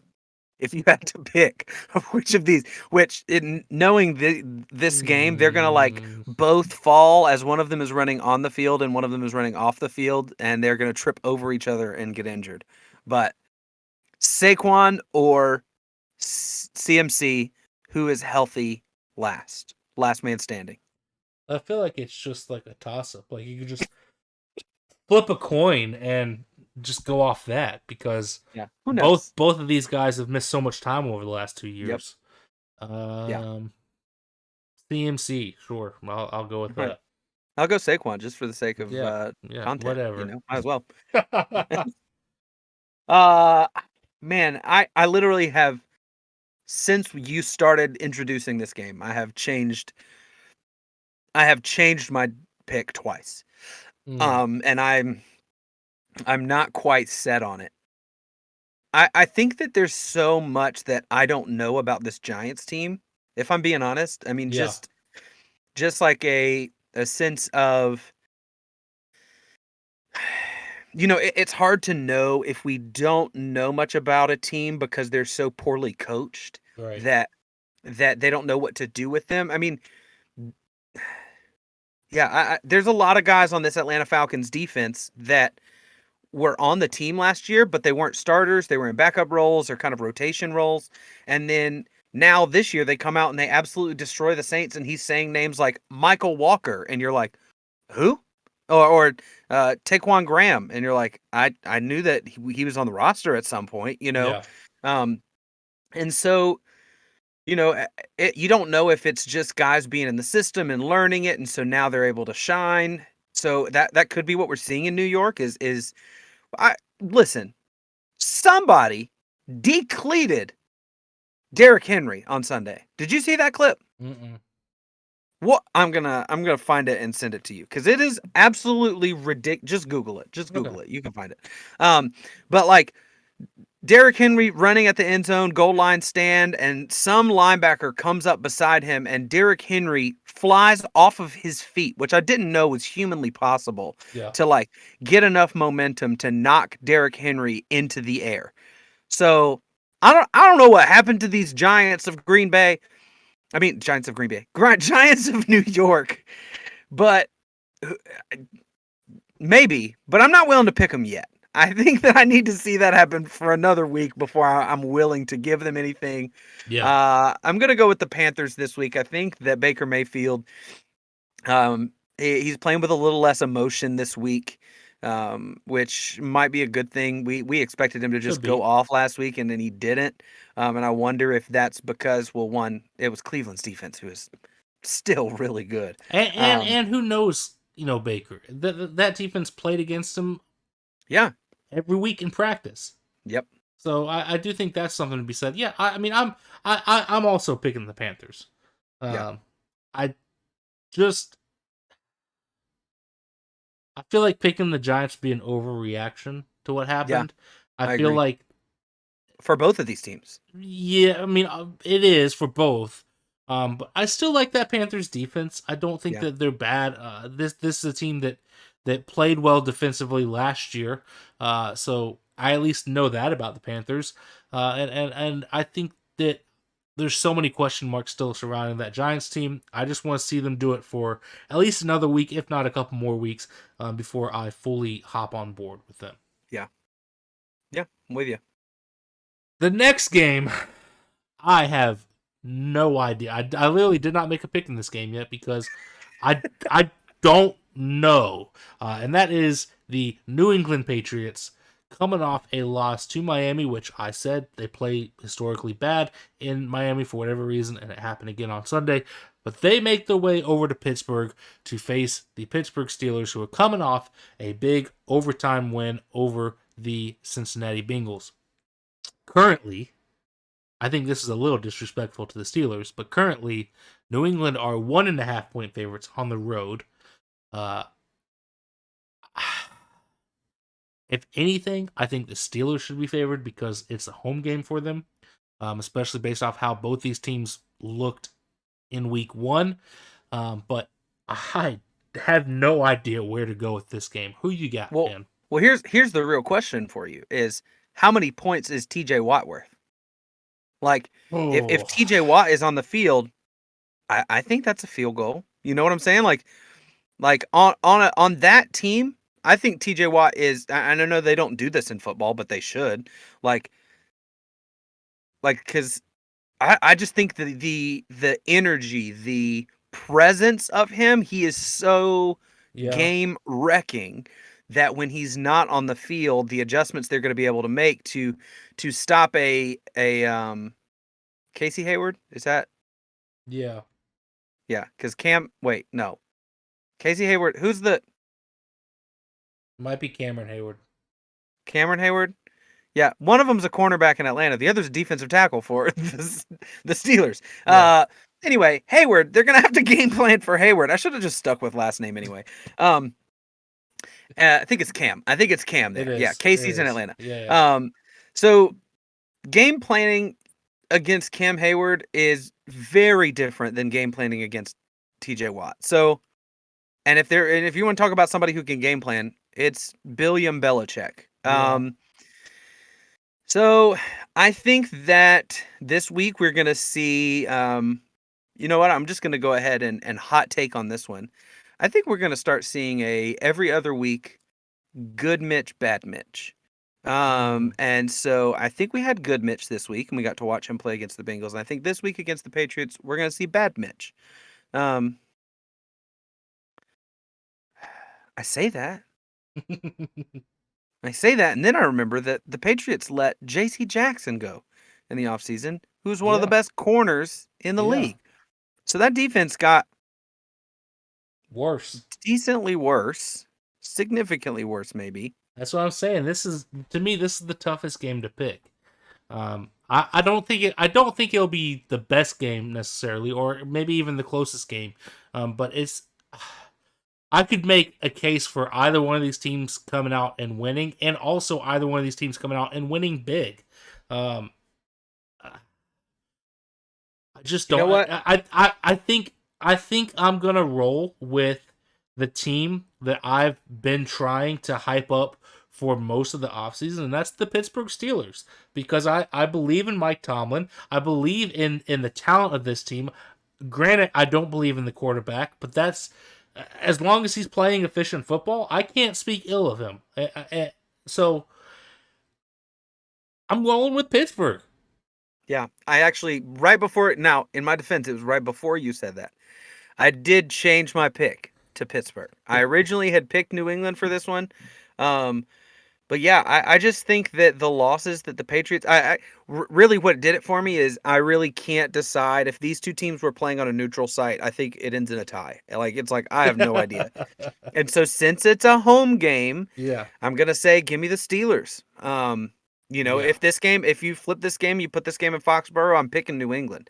So this game is to me, it is all gonna be up to the energy there in what is no longer Heinz Field. It is now yes. Acrisure Stadium. Acrisure, where you get all your Sure. Acries Yeah. for sure. Sure. Sure. Um, Uh, so yeah, I'm with you. I'm gonna go Steelers. They've got Najee Harris. They've got so much talent at wide receiver. Um, I mean, even Pat Fryermuth yeah. got a big play, which is like, okay, sure. I mean, I think he's a solid He's just tight got a end. weird name to me, Yeah. and so I'm just like, I don't know that I'll ever be mentally okay with someone named Fryermuth being Yeah. good at That's football. fair. That's fair. That's a hockey name. Go play hockey, man.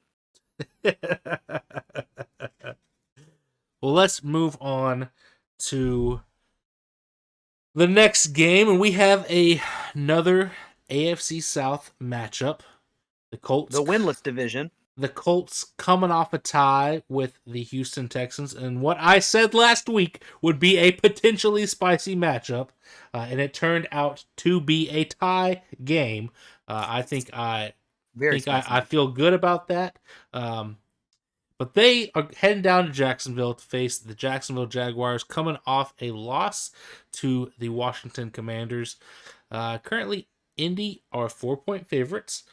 I don't know how I feel about this one either, honestly. I don't.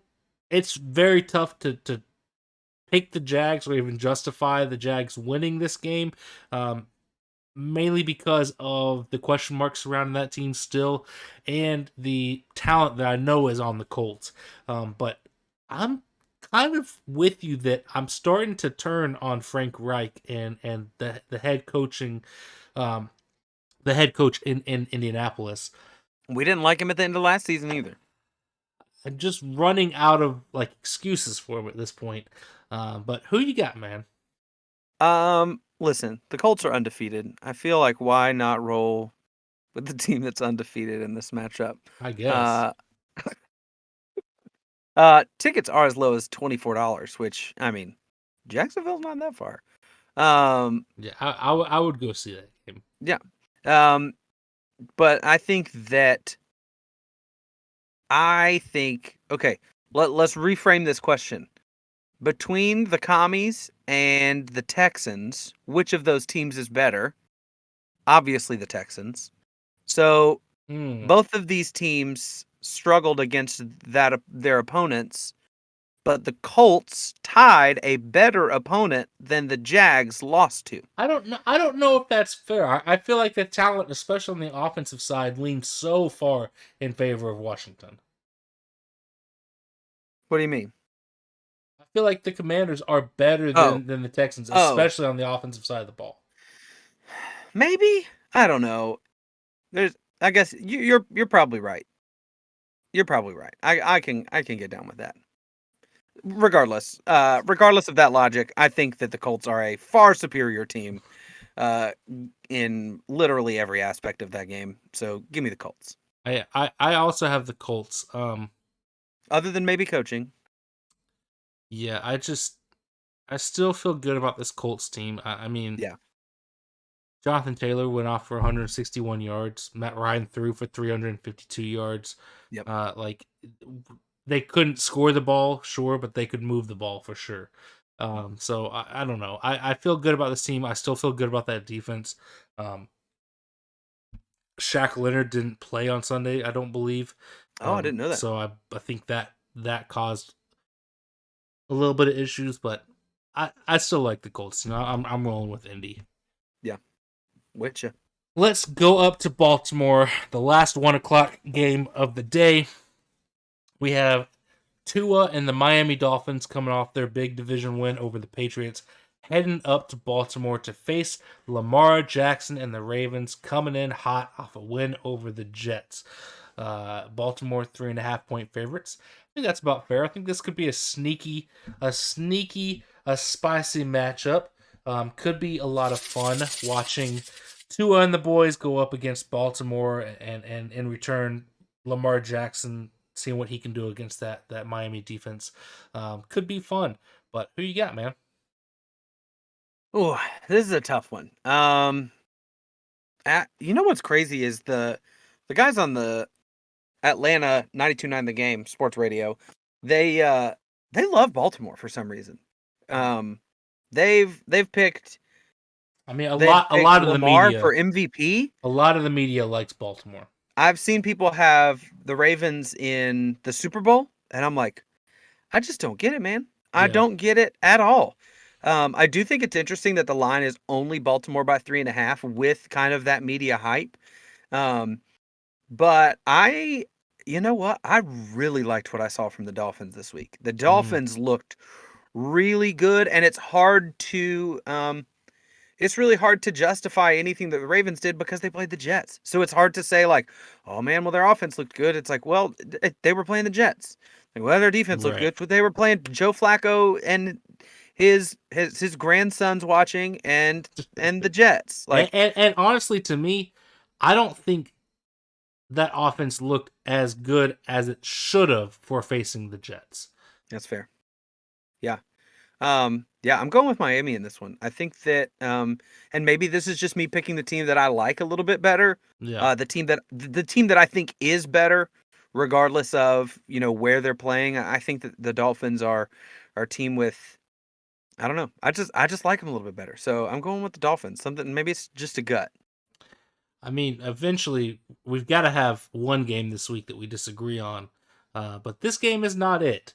I also went with the Dolphins. I have one game ready to flip if you don't. If we need one to disagree, I'm ready to flip. I mean, we don't need one. I just think that oh no, we need one. I would think that there would be at least one, and I thought that maybe this would be the one. But yeah, I mean, we both feel similarly about this Ravens team. There's nothing on this team that I necessarily love. I think that Lamar could have a great year, especially playing in a contract season. But there's just so many things that I don't. There's nothing that puts me over the edge for this team. I think they're going to be an okay team. I think they're going to be competitive even down the stretch, and they're going to, they're going to have some really good games. But I just don't love anything about them. And I kind of feel similarly about the Dolphins, but I think the Dolphins are in a better position right now. Yeah, so I'm with you. I'm rolling with them. That'll be an interesting game. I'm really interested to see this one. To me, this is one of the more intriguing games of the week to see. Yeah. Who is where in the league, because these are two teams that it's hard to pin down what you should expect from them. Yeah. Moving into the 4:00 hour, 4:05 over on Fox, we have your Dirty Birds from Atlanta, the Falcons, flying over to LA to take on the Rams in beautiful SoFi Stadium. We all know what happened last week in SoFi. Bills got away with murder out there, and the Rams need to figure some things out. Luckily, this is kind of the game where they're able to. I feel like currently, I think this is incredibly disrespectful. Mad disrespect. Incredibly disrespectful. I'm surprised that we have 4 games this week with a line like this. But the Rams are 10-point favorites. 10-point favorites. Now, don't get me wrong. I could absolutely see that happening. Right. I think the Rams, we all know what they're capable of. They won the Super Bowl for a reason. This team is a little bit different from that Super Bowl team. It's a little bit older than that Super Bowl team. But it's hard for me to make a case for the Falcons to win this one. However, if there's anybody on this podcast that could, it'd be you. So I'm gonna turn it over to you. Who you got, man? Okay, so listen. Why did Matthew Stafford look so bad last week?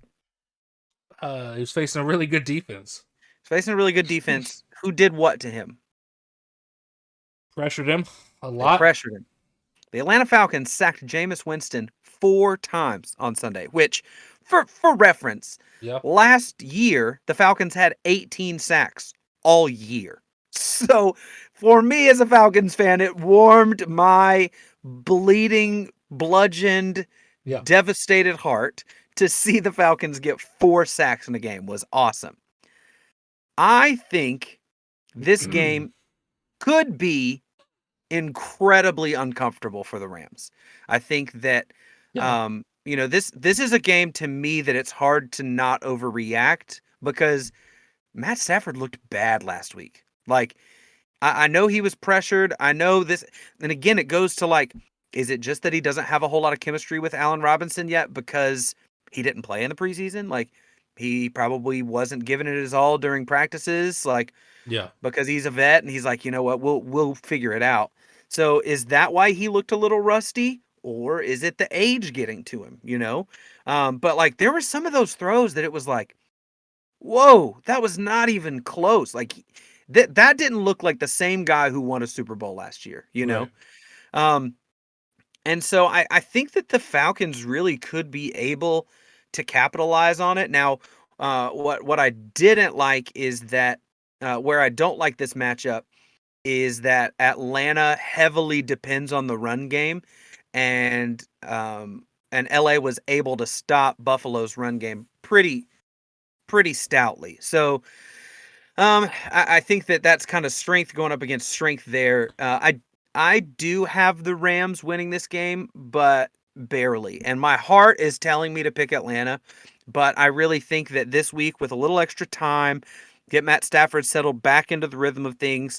I think that you're probably going to see how open Allen Robinson was on the tape and start to look more his way this week, maybe work on his chemistry with Allen Robinson so that they can not be as Kupp dependent. Yeah. But, I mean, obviously, Kupp is a monster as it is, but I will tell you, this is a fantasy warning for you. Fantasy warning. The only way the Saints were able to stop Atlanta's pass rush is they used their running back as an extra blocker.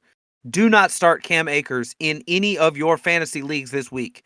Do not start him. He will not play but for like 4 snaps. Yeah. Cam Akers is an awful pass blocker, as we saw. As there's a clip that's floating around of Cam Akers just like starting to run at a guard and then just leaving, just absolutely left Matt Stafford to die. Yeah. And so don't start Cam Akers in any of your fantasy leagues this week. Start Darrell Henderson Jr. because he's going to be the one getting the snaps.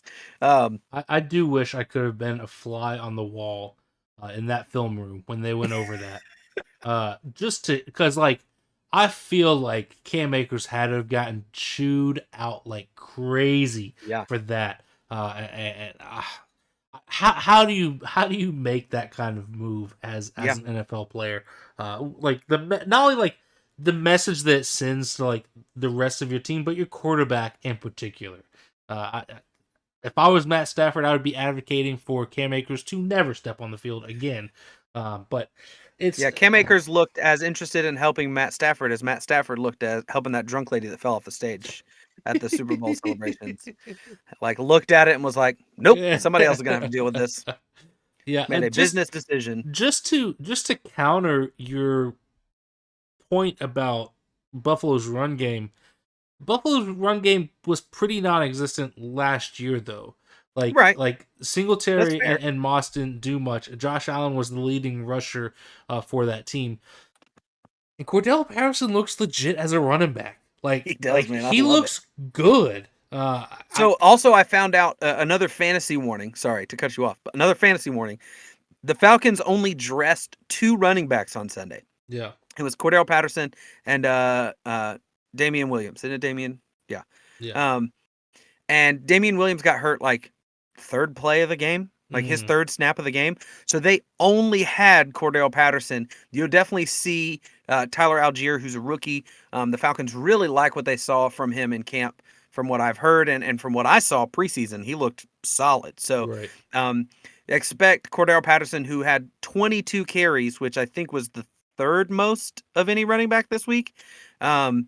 So expect his snap count to be a little less this week than it was last week. So Right. just a fair warning to any of you who are like overreacting and like, I need Cordell Patterson, he's going to do this every week. Probably not. Probably not. Extenuating circumstances. But yes, I'm with you. I love CP. He's become one of like fan favorite Falcons. He loves it in Atlanta. Yeah. Like we love him. He's great. Yeah. I mean, I'm not picking the Falcons, but I just Right. I could see him still having a good game out there on Sunday against the Rams. I'll tell you, if we agree on every other game, I'm switching to the Falcons on this game just for content. This is because I honestly did have a hard time picking this game because I like what I saw from Atlanta. I think if Atlanta can consistently put pressure on Stafford, it puts them in a good position to win this game. Yeah, and so it didn't help with LA looking so lackluster against the Bills. Yes. Yeah. Now again, I'm not saying that Atlanta Falcons are the Buffalo Bills or anywhere close to it. Right. But I just think that, it could be, if we're watching Stafford decline, give me the Falcons in this one. If it was just a fluke week, it's going to be the Rams. Yeah. Well, let's move out west to San Francisco, where we have MVP Geno Smith heading down with Seattle to face Trey Lance and the 49ers. The Niners did not look great against what should be a pretty easy team to beat in the Bears. Granted, there was weather issues. I get that, whatever. But I think this line is also incredibly disrespectful to what we just saw from the Seattle team on Monday night. Yes. San Francisco are 10-point favorites. Coming off a week in which they only scored 10 points against a not good Bears defense. I could see this game being close. I could also see San Francisco running away with it, just because of how bad I think that Seahawks team actually is. Right.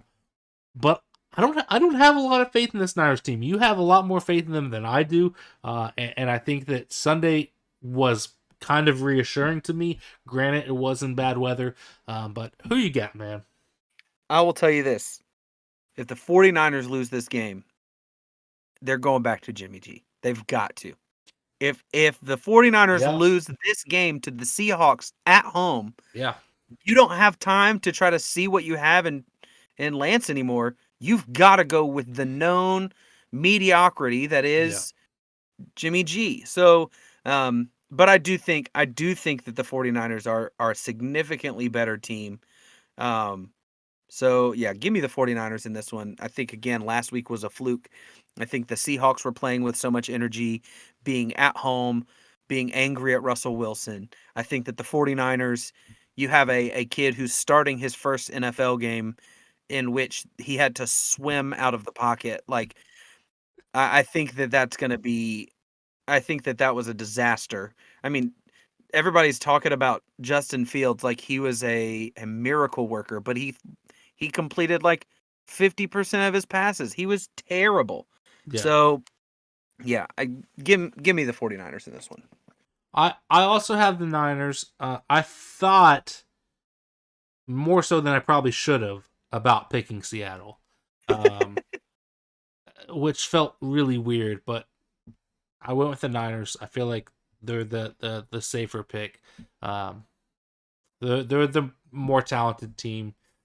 So yeah, I'll roll with San Fran. Let's move out to Big D, where Big D will not be playing. Dak is out for the next, what I saw was 6 to 8 weeks. Jerry Jones seems to think that it will only be 4 weeks. I don't know who to believe. Last I knew, Jerry Jones wasn't a doctor, but Dak Prescott injured in that game against the Bucs, had to have surgery on his hand. And now the Cowboys get the pleasure of facing the reigning AFC champs, Cincinnati Bengals, coming to town off of a performance with a lot of heart, but ultimately ended not in the best way for them. I don't think Joe Burrow is going to throw 4 picks here, but we'll see what happens. Dallas has a pretty good defense. Didn't look great on Sunday, but they should have a good defense on paper. They were probably also exhausted. Yes. Cincinnati, 7.5-point favorites. I feel like that's about fair. Who you got, man? Dallas is the only team in the NFL who did not score a touchdown this week. Wow. They are the only team in the NFL without a touchdown. So, here's my real question, because Dallas is obviously going to lose this game, and let's not sit here and pretend like either of us picked Dallas in this game. So let's talk about something interesting. Just to make my point about Dallas having a good defense, it did take until the third quarter for Tampa Bay to score a touchdown. Right. That's fair. Yeah. I'm with you. If you're Dallas, is the window closing on this team? Yes. That's why I posted. Do you think maybe it has closed? I don't think it's closed, but that's why I posted in the Discord that if I'm Dallas, if I'm Jerry Jones, I'm on the phone with San Francisco asking what they want for Jimmy G. Because if Dak Prescott is out, if he's out for 6 weeks and you can play 500 ball, okay, you should be in okay shape, especially in a weak NFC. You'll still be in contention for a wild card. If he's out the full 8 weeks, you're talking about 8 weeks of Cooper Rush back there. That's not good. Your season is basically done. Now, Cooper Rush could go out there and play 500 football, and you go 4-4 over those 8 weeks, but you're still coming out of that 4-5 because you lost to Tampa Bay. Yeah, they've got coming up. We'll go for it. I was going to say, if he doesn't play 500 and he goes closer to 2-6 or even worse, which is a real possibility with his talent level, then your season is done. Your season is over.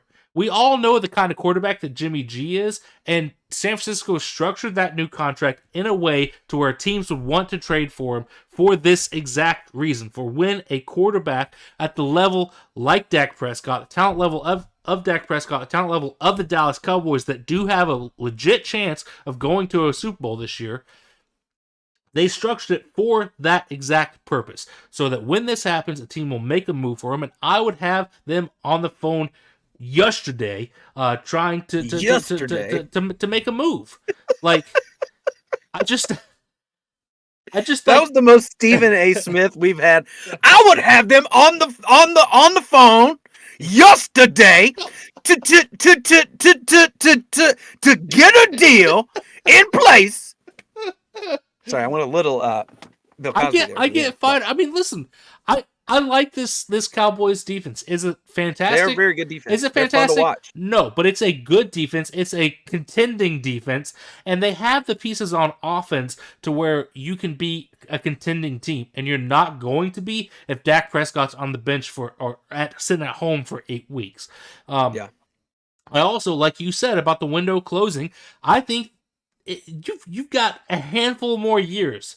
I think that Zeke is very clearly on the decline. You do have Pollard, but I don't see Pollard being a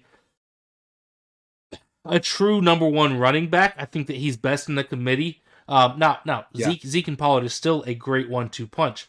But that offense will become so one-dimensional without a competent quarterback back there.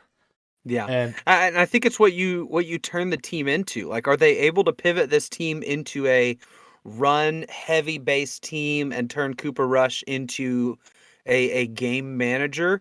And honestly, maybe that's what they should be doing with Dak anyway, with those two running backs back there. Potentially. And, I mean, so here's their upcoming games. The Bengals, probably a loss. The Giants, probably a win. The Commies, potentially also a win. The Rams, who knows? If the Rams lose to the Falcons, they can lose to anybody. Fair.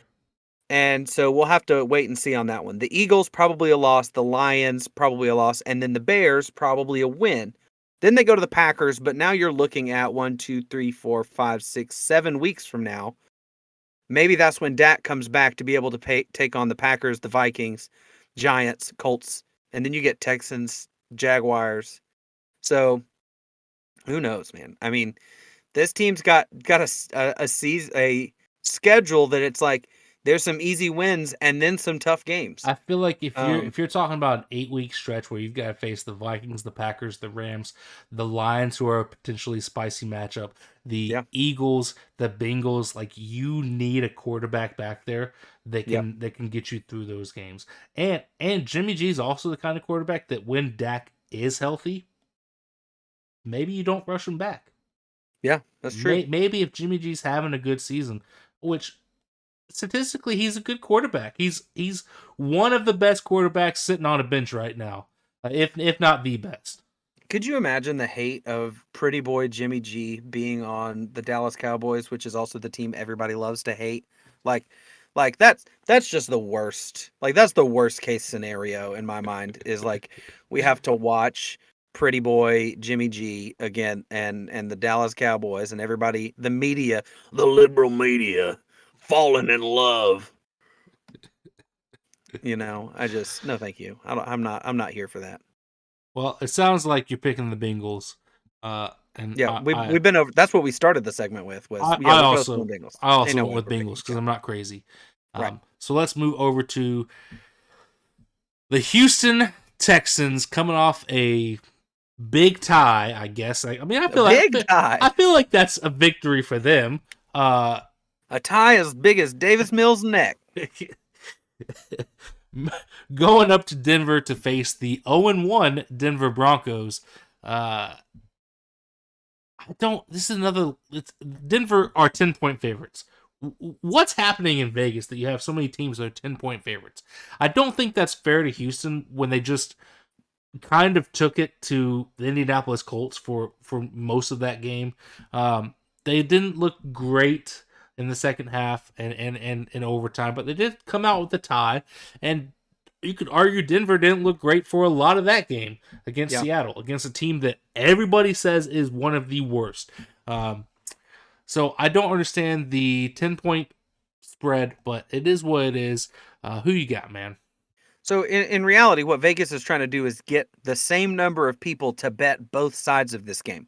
So I would ask you the question: how many points do you need the Texans to be underdogs for you to put money on the Texans? I think that's the question. Is it's like, are you taking Texans and a touchdown? Are you gonna if you're picking between? Oh no! I'd put money on Houston today if you're giving me 10 points. If you're saying Houston plus 10, Right. I'll That's take what them I'm saying. today. That's what I'm saying. But are you, if it's any less, are you still taking them? I would say I'd probably still take them at 6 points. Okay. Less than that, and then it starts getting a little crazy. But I think Yeah. I think 6 points for a team that just again tied a team that we think is as talented as the Colts. Yeah. I feel like that says a lot about them, and I also like where this Houston team is headed. I think they're headed in the right direction. So I think that this could be a potentially fun game. Now I say all that, and I could see Denver beating them by 14 points or more easily. Yeah. Because I of think the talent there. I think Denver's going to beat the brakes off this Houston team. Yeah, I it's think possible. that Russell Wilson is going to really what I saw in that Seattle game is Russell Wilson not being familiar with the playbook. It really looked like he was dropping back and making reads that he had never had to make before. Yeah. Like he had plenty of time. Those receivers were fairly open most of the time. So I think that he just looked slow to make decisions, which to me speaks to his confidence level in the playbook. And I mean, you're talking about a guy who's been operating in Pete Carroll's system now for his entire career. So I'm willing to give him a little bit of a break and say, you know what? Take a week. You're having to play against your home team. It was probably really hard for him to do. And then an emotional game. And, I think that probably everybody looks at Russell Wilson as a big softy. Nobody looks at him and he's like, man, he's a tough guy. Fair. Like he's not Baker Mayfield when it comes to his emotions. Well, so and I was going to say, similarly to Baker, he's going up against a team that has played him in practice every week for the last 10 years. Yeah. So this is a team that knows him very well and Yeah. knows his tendencies. Yeah. So Yeah, especially Pete Carroll. But yeah, I think that the Broncos are going to absolutely beat the brakes off the Texans. I actually yeah. think that the Broncos in 10 might be a little low. Um, Hmm. I I think just the think Broncos I win this just game like think 2 touchdowns. maybe we should give the Texans a little bit more respect. I'm not asking for a lot more. I'm just saying maybe a little bit. I need to see more from them this week before I'm ready to give the Houston That's Texans fair. any That respect. no, that's listen, that's fair. That's fair. After the last couple seasons they've had, that is fair. But Yeah. I also went Denver. Yep. Um, so let's move on to our last 4 o'clock game of Sunday, 4:25 over on CBS. We have the Arizona Cardinals going out to the desert to face the Las Vegas Raiders at Allegiant Stadium. Uh, if you're in Vegas and you want some money, maybe you can afford to get tickets to this game because they're going for $192. So maybe play a couple rounds of blackjack Sunday morning, see if you get lucky. Currently, Vegas are 6-point favorites. I think that's probably pretty fair based off of Yep. Arizona's performance on Sunday against the Chiefs, where Or lack thereof. they just didn't show up. Didn't. And the Raiders, I, I think it says a lot about this team that Derek Carr threw 3 picks in this game, and they still only lost by 5-6 points to the Chargers. I think that says a lot. Now, we both picked the Chargers last week because we love this LA team. We do. But I think this Raiders team is going to compete and be very, very good. And I think that, like I said, if you can have your quarterback throw 3 picks and still only lose by less than a touchdown, you're doing something right. So Yeah, especially against a team that good. yes. So I say all that. I ask you, who you got, man? I think that it was. I think I had more faith in the Cardinals before this past week against the Chiefs. Yeah. Cardinals, it looks like they don't care. Like it looks like they're not, they don't have the chutzpah that they need to have, and that's really what you need to win football games is chutzpah. So lack of chutzpah, I'm taking the Raiders in this one. I think that, I don't think that the Raiders are a bad football team. I think that they're the victim of playing in this division, which is really, really tough. That's fair. And so I think, I had them going 6 and whatever the opposite of that is. And then they change the number of the games all the time. And then I had the Cardinals going 9 and 8. And after this past week, I probably would flip them. I probably would say the Cardinals end up winning only 6 games, and I give the Raiders 9, based fair. on kind of, kind of where I see them. I kind of see the Raiders finishing third in this division and the Cardinals potentially finishing last. So, yeah. But I'm still not high on this Raiders team, but I definitely think that they're better than the Cardinals after what we saw last week. Yeah, I'm also going Vegas. I love this team.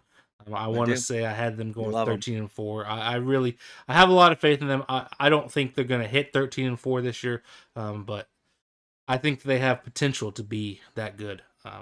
And yeah, we'll see how the season plays out. But I like them a lot more than this Arizona team right now, so I'm rolling with them on Sunday. Yep. That brings us to Sunday Night Football.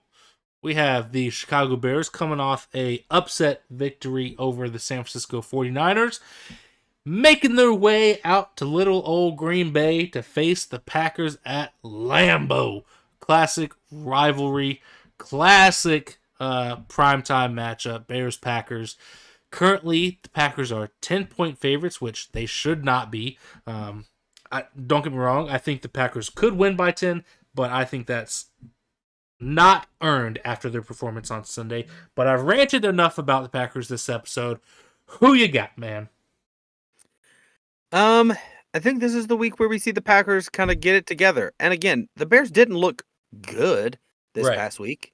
They it's not like they dominated the 49ers. They just outlasted them. They were able to overcome the forces of nature and swim their way to a win. So I'm going to go with the Packers on this one. I think that Justin Fields completed 8 passes this Yeah. past week. It's not like he was lighting it up. So I think that the Packers are going to be able to overcome their struggle against Minnesota. Aaron Rodgers is going to say, relax. Yeah. And, hopefully he doesn't relax too much, but he's able to come in and power through on a prime time. You never bet against Aaron Rodgers in prime time Yeah. against the Bears. Yeah, very very similarly to how I feel about the Rams getting a nice kind of team to bounce back against in the Atlanta Falcons. I feel the same way about the Packers against the Bears. Yeah. Both the Rams and Packers had lackluster week ones where you left watching those games with more questions than you went into about those teams, and I feel like these are two good games for these teams to bounce back in. So I'm looking for Green Bay to bounce back in a big way against the Bears. I don't know if they'll have a huge margin of victory, but 10 points I could see it being easily. So yeah, give me Green Bay. Yeah. Monday night we get a double header. Not really a double header because they're not like. I liked back in the day when they'd have a game start at 7 and then a game start at 10, so you could watch both Yeah. games in completion. But they're It's not like Siamese twins. That's Yeah. what this is. Yeah, It's it's a little weird. But they're staggering the starts by about an hour and some change, so you'll see most of the first half of this first game, where we have the Tennessee Titans heading up to Buffalo to probably get run over the way it looked on Sunday. I mean, the Bills look unstoppable. And once again, Buffalo 10-point favorites. 10 is the magic number this week in Vegas, apparently. But I think this is absolutely warranted. The Titans just lost to the New York Giants, which is a big red flag about that Titans team. And the Buffalo Bills dominated the Super Bowl champs. So I don't even know if there's much to talk about here, but I'm going to ask you anyways. Who you got, man? I got the Bills. Yep. I think I'm with you. I think that the Bills look like the best team in football. So if they can stay healthy, this is the team to watch this year. Yes. And good thing they're staggering it and putting this one first, because by the time the next game comes on, this one will already be over because the Bills are not the Falcons, so you don't have to worry about them blowing a 16-point lead. Yeah, I just don't know how they're going to get away with airing murder on ESPN. But the Bills, I mean, they look dominant, and this is their home opener. I think they're going to come out and have a monster game. So let's move on to the 8:30 game airing on ABC and ESPN Plus. We have the Minnesota Vikings facing the Philadelphia Eagles in what I think might be the spiciest matchup of the week. I think this is going to be a fun game. I think it's going to be a good game, and we'll see what happens. But Philly is currently 2-point favorites. I think that's probably accurate. Now, Philly did almost lose to the Lions, which might be a little bit of a concern for Philly fans. But I think the Lions are better than most people want to give them credit, or most people know how to give them credit based off of the last couple of years. But I ask you, good sir, who you got? I'm going with the Eagles. I think that I still think that the Eagles are the better team. I think that like you've said, the Packers like to start slow. The Eagles are still very, very good at the game of football. Yeah. And they've got, I don't know. I mean, I was gonna say the defense that can handle Justin Jefferson, but I would have said that about the Packers. Think so. I don't know if anybody has the defense to handle Justin Jefferson. So, it's can you stop everything else? Yeah.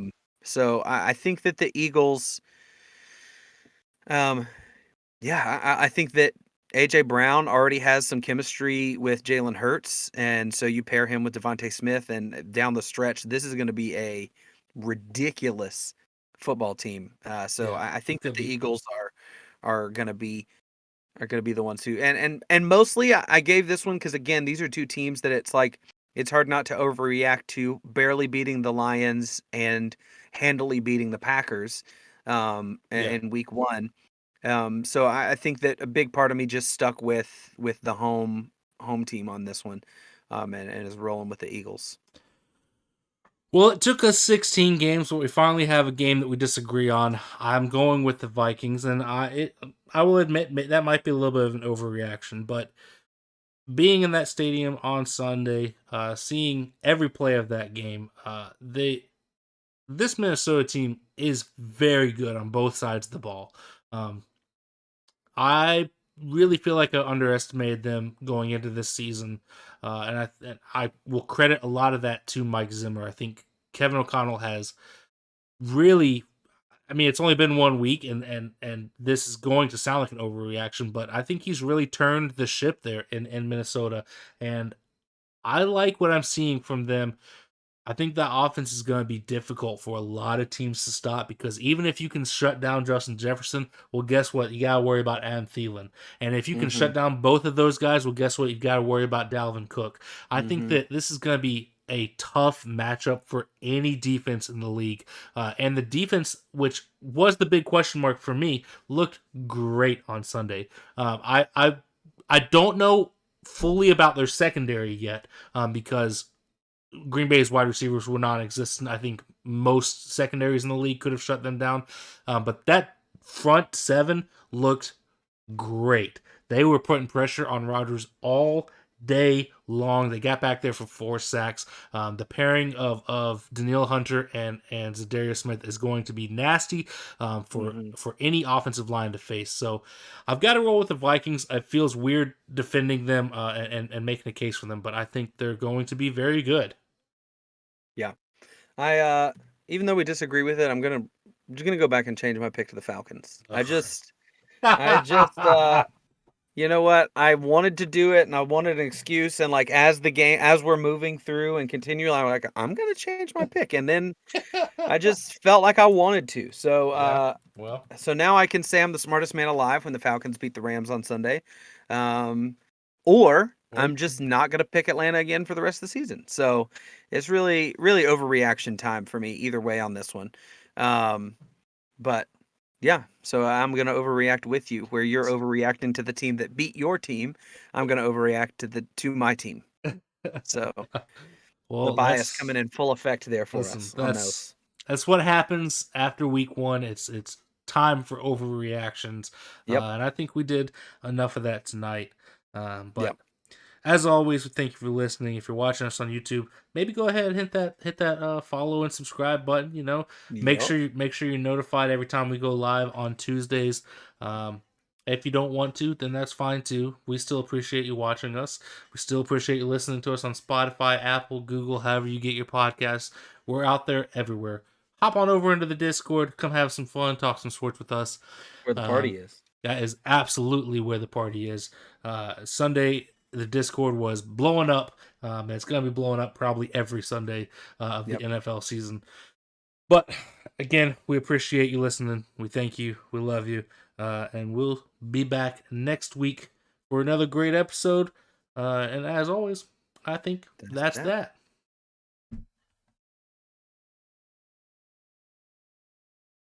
Sorry, I didn't know you were gonna say. I think that's that. You added the I think, and I was ready to that's that with you. Good episode, man. That was good.